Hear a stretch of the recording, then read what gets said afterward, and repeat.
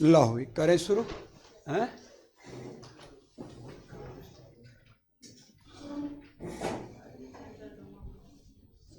हाँ भाई सुनो, देखो ध्यान दो। पिछली क्लास में अपन ने क्या पढ़ा था? Central dogma. और सेंट्रल डोग्मा में पहला स्टेप क्या था? ट्रांसक्रिप्शन, या कहते हैं आरएनए सिंथेसिस। तो आज का टॉपिक हमारा ये होगा ट्रांसक्रिप्शन, या इसी को कहते हैं आरएनए सिंथेसिस। तो हेडिंग डाल दो ट्रांसक्रिप्शन या आरएनए सिंथेसिस। ट्रांसक्रिप्शन को कहते हैं अनुलेखन। हिंदी वर्ड क्या हो गया इसका? अनुलेखन। ठीक है। तो पहला क्वेश्चन ये बनता है कि ये क्रिया कहाँ होती है।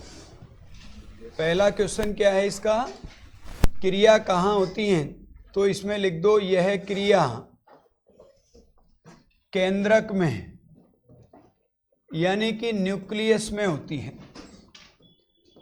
तो डायरेक्ट क्वेश्चन पूछा जा सकता है कि केंद्रक में होती है, कोशिका द्रव में होती है, कहाँ होती है। तो पहला एक पॉइंट तो इसका क्वेश्चन का ये बनता है, कौन सा? केंद्रक में। बेटा आप आज शुरू करेंगे ना बायो की क्लास, तो आगे आओ, इधर बैठो, आगे थोड़ा सा पीछे क्यों बैठते हो, इनके साथ बैठो। टॉपिक नया है और इसमें कल हमने क्या पढ़ा था, यानी कि ट्रांसक्रिप्शन और ट्रांसलेशन की क्रिया कहाँ होती है। मतलब एक तरीके से नई शुरुआत है ये। तो अनुलेखन हेडिंग डाल दो, आप भी अनुलेखन हेडिंग डालो।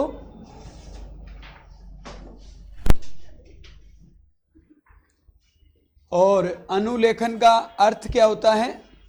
अनुलेखन का अर्थ होता आरएनए का सिंथेसिस, आरएनए का संश्लेषण। ठीक है ना। और अनुलेखन की क्रिया कहाँ होगी? अनुलेखन की क्रिया होगी केंद्रक में। कहाँ पर होगी? केंद्रक में। ठीक है। ये क्वेश्चन का बिंदु है। अक्सर ऐसा क्वेश्चन पूछा जाता है कि बताओ ट्रांसलेशन की क्रिया कहाँ होती है, ट्रांसक्रिप्शन की क्रिया कहाँ होती है। यानी ट्रांसलेशन का अर्थ हो गया प्रोटीन सिंथेसिस। तो प्रोटीन सिंथेसिस कहाँ होता? वो तो होगा साइटोप्लाज्म में। और आरएनए का सिंथेसिस कहाँ होगा? केंद्रक में। दो बातें ध्यान रखना है, आरएनए और डीएनए क्या है? आनुवंशिक पदार्थ। हाँ बिल्कुल आ सकता है।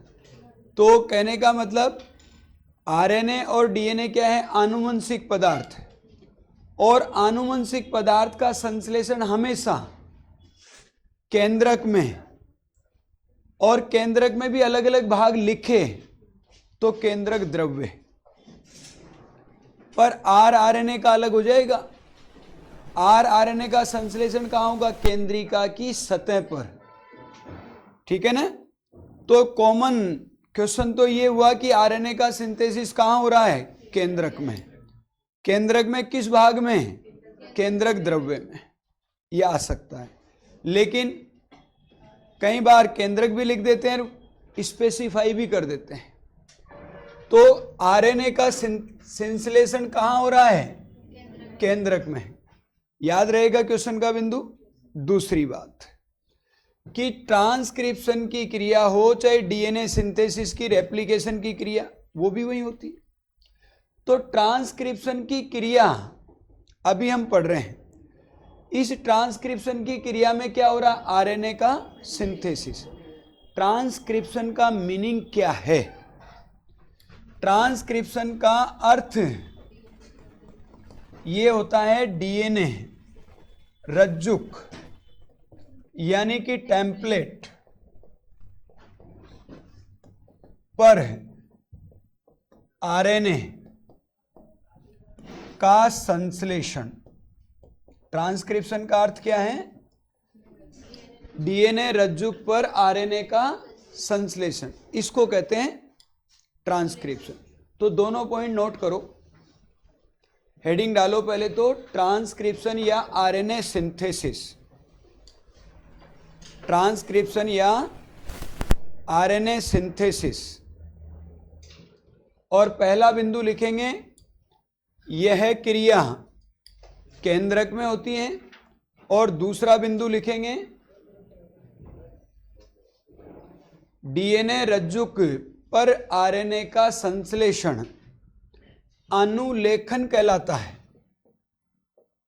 अनुलेखन, आ जाओ बेटा, अनुलेखन कहलाता है। क्या कहलाता है? अनुलेखन। तो 2 पॉइंट नोट करो।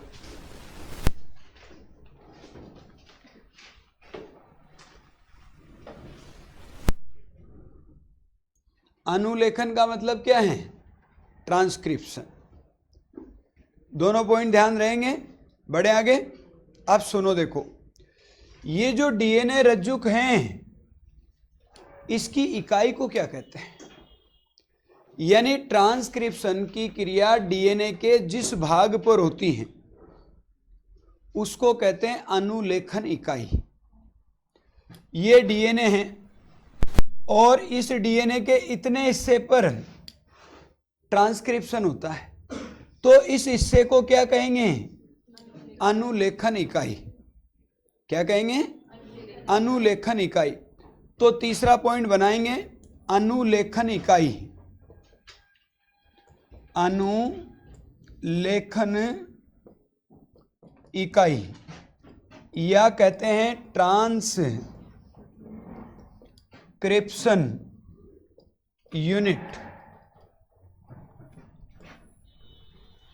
अनुलेखन इकाई या ट्रांसक्रिप्शन यूनिट, इसके बारे में लिखेंगे।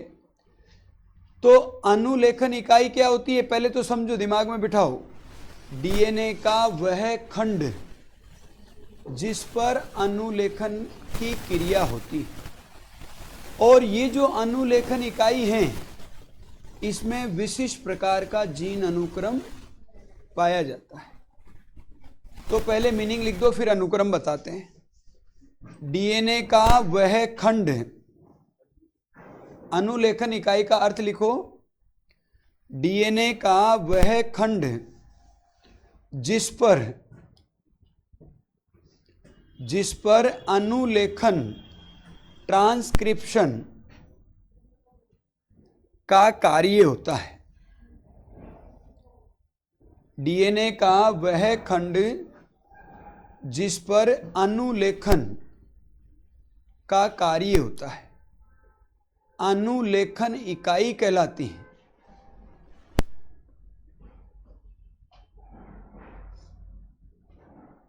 इसमें विशिष्ट प्रकार के जीन का एक विशिष्ट अनुक्रम होता है। इसमें विशिष्ट प्रकार के जीन का एक विशिष्ट अनुक्रम होता है।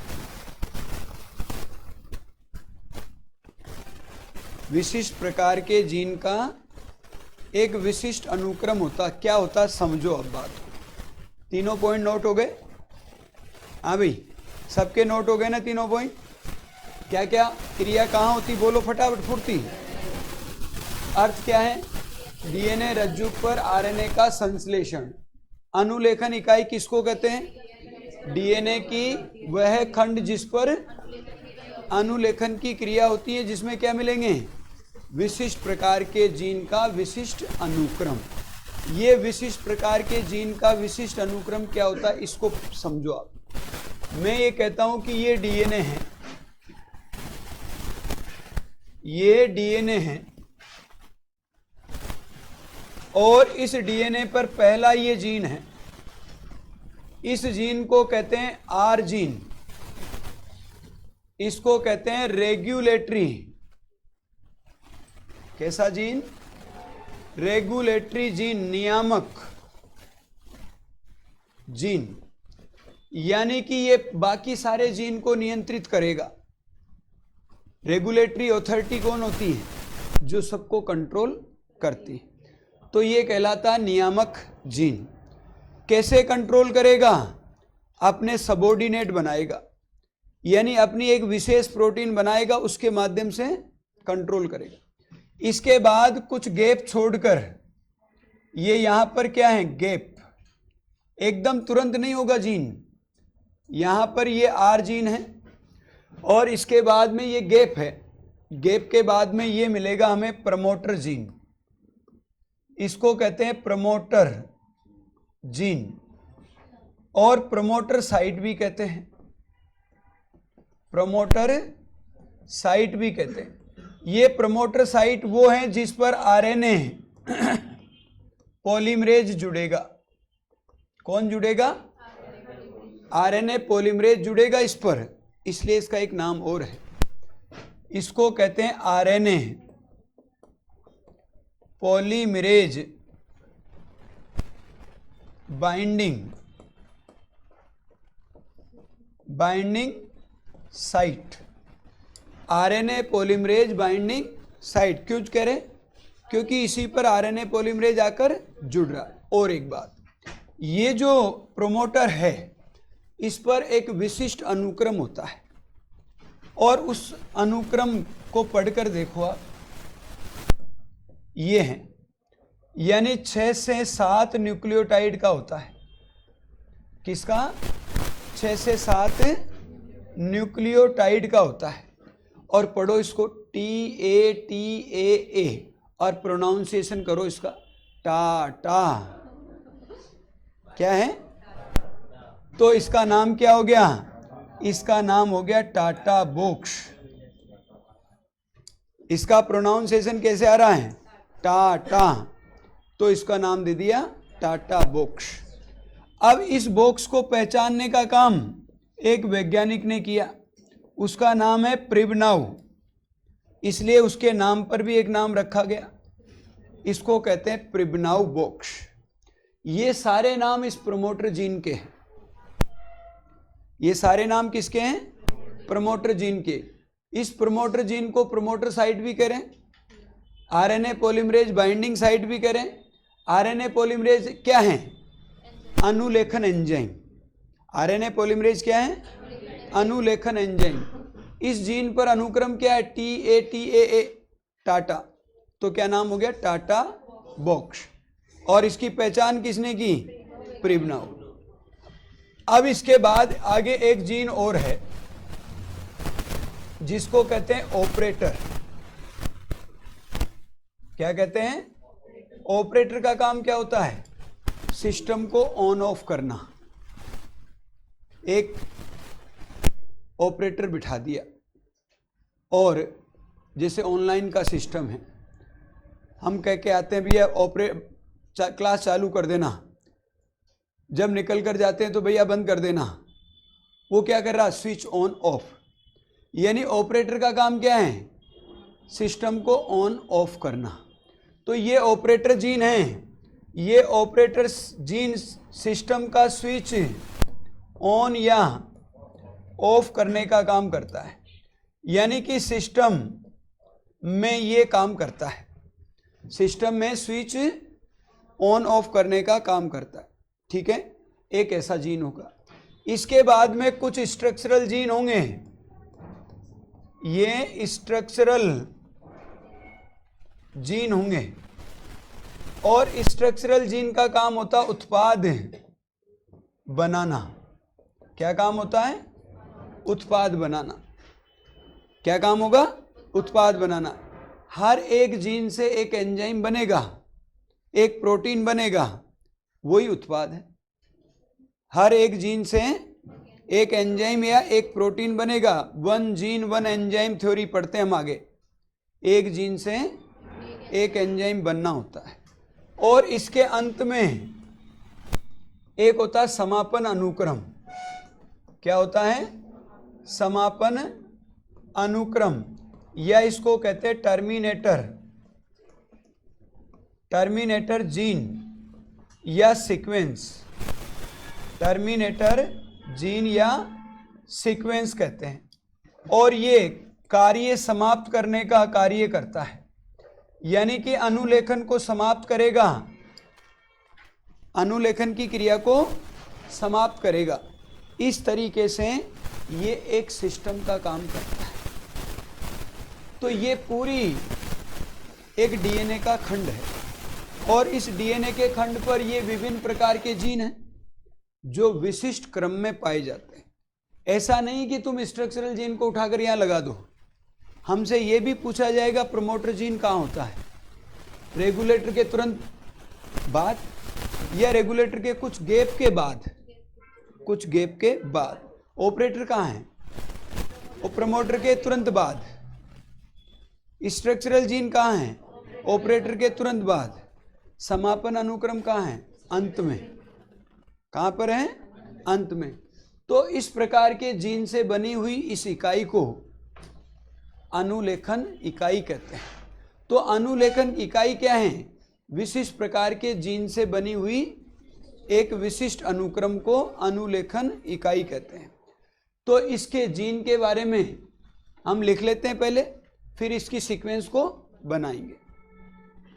और सीक्वेंस को पहले बनाना चाहो तो जगह छोड़ लो, फिर उसके बाद में लिखना शुरू कर लो, और बाद में बनाओ तो बाद में भी बन सकता है। तो मीनिंग तो हमने लिख ही दिया कि अनुलेखन इकाई डीएनए के खंड, विशेष खंड होते हैं जिनमें विशिष्ट प्रकार के जीन का एक विशिष्ट अनुक्रम पाया जाता है। और एक आगे लाइन लिखो, इसमें निम्न प्रकार के हैं, इसमें निम्न प्रकार के जीन, इसमें निम्न प्रकार के जीन पाए जाते हैं।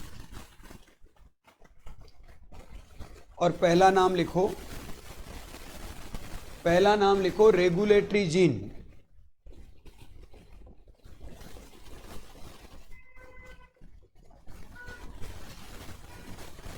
Regulatory gene.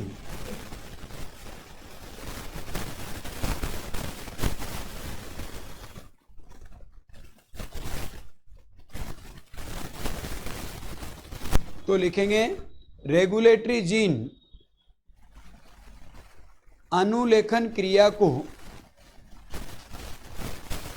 अनुलेखन क्रिया को नियंत्रित करने का, अनुलेखन क्रिया को नियंत्रित करने का कार्य करता है।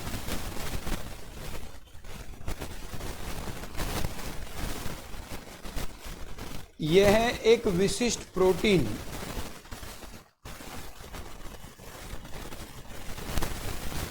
यह एक विशिष्ट प्रोटीन निर्माण करता है जिसे रिप्रेसर या एपो रिप्रेशर, रिप्रेसर या एपो रिप्रेशर। तो रिप्रेसर तो होती है सक्रिय और एपो रिप्रेसर होती है निष्क्रिय। ब्रैकेट में कर देना, रिप्रेसर सक्रिय और एपो रिप्रेसर निष्क्रिय।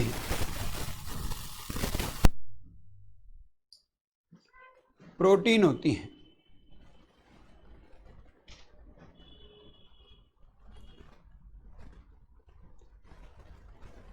तो इनके द्वारा ये इसका नियंत्रण करेगा। इन पर सीधे क्वेश्चन आते हैं, रिप्रेसर क्या है, एपो रिप्रेसर क्या है। तो रिप्रेसर तो सक्रिय प्रोटीन है, एपो रिप्रेसर क्या है, निष्क्रिय प्रोटीन। कैसे करेगा वो तो आगे समझेंगे अभी। अब दूसरा लिखो प्रमोटर जीन।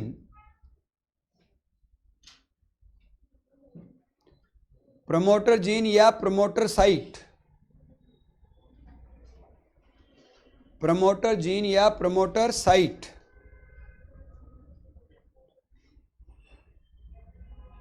और इसमें लिखेंगे इस साइट पर, इस स्थल पर आरएनए पॉलीमरेज, इस स्थल पर आरएनए पॉलीमरेज जुड़ता है। इस स्थल पर आरएनए पॉलीमरेज जुड़ता है, इसलिए इसे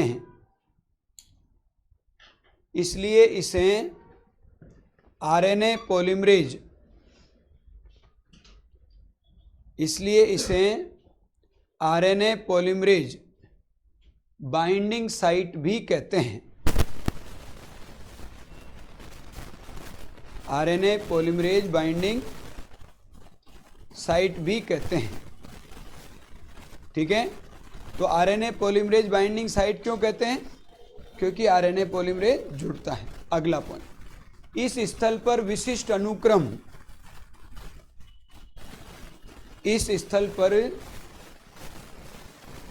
विशिष्ट अनुक्रम, अनुक्रम लिखो TATAAA,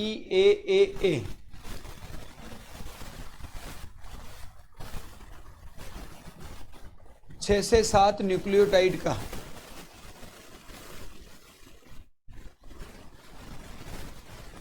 TATAAA 6 से 7 न्यूक्लियोटाइड का होता है, इसलिए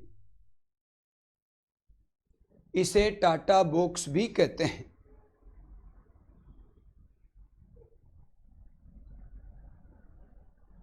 इसलिए इसे टाटा बॉक्स भी कहते हैं। अगला पॉइंट इसी में, इस स्थल की पहचान, इस स्थल की पहचान प्रिबनाउ ने की है, इसलिए प्रिबनाउ बॉक्स भी कहते हैं।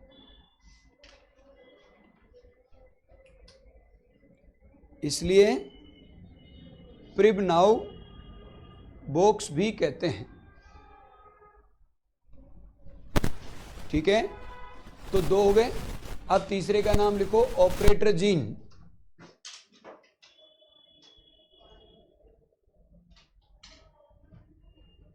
ऑपरेटर जीन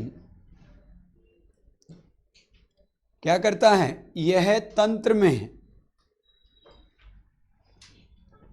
यह तंत्र में सिस्टम, तंत्र में यानी सिस्टम में स्विच ऑन या ऑफ करने का, स्विच ऑन या ऑफ करने का कार्य करता है।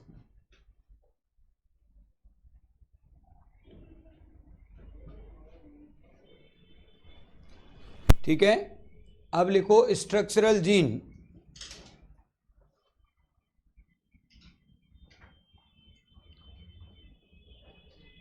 इनकी संख्या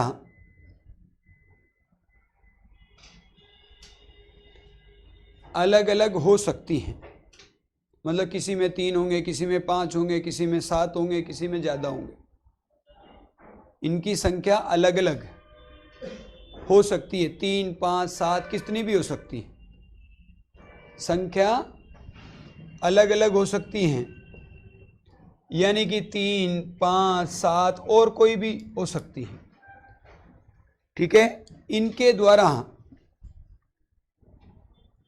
द्वारा विशिष्ट प्रोटीन या विशिष्ट एंजाइम,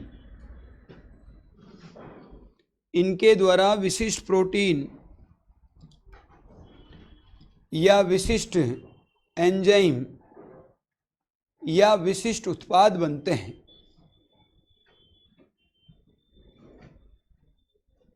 या विशिष्ट उत्पाद बनते हैं। तो ये विशेषता इनकी होती है। अब लिखो टर्मिनेटर जीन, समापन अनुक्रम।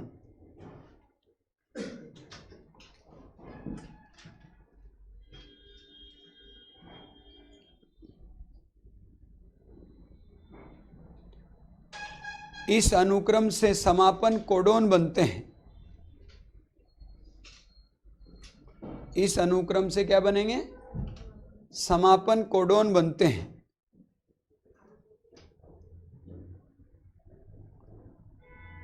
समापन कोडोन यानी कूट सिग्नल बनेंगे, समापन कोडोन बनते हैं जो श्रृंखला को या कार्य को समापन कोडोन बनते हैं जो श्रृंखला को या कार्य को समाप्त करने का,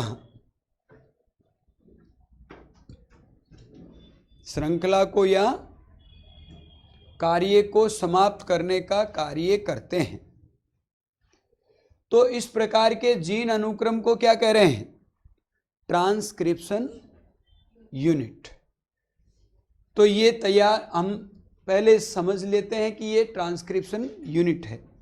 इस पर अब कैसे कार्य होगा वो कहलाएगी क्रियाविधि। तो अनुलेखन की क्रियाविधि इससे आगे पढ़ेंगे, पहले इसको बनाओ। अनुलेखन की क्रियाविधि इसके आगे पढ़ेंगे। और हमारा समय तो चुटकी में खत्म हो जाता है। चलो 2-4 दिन और देख लो, सर्दी जब तक थोड़ी कम हो जाए। अभी कुछ ज़्यादा है सर्दी, 2-5 दिन में कम हो जाएगी, ऐसा कह रहे हैं अखबार वाले हैं। हाँ, टेस्ट तो होंगे।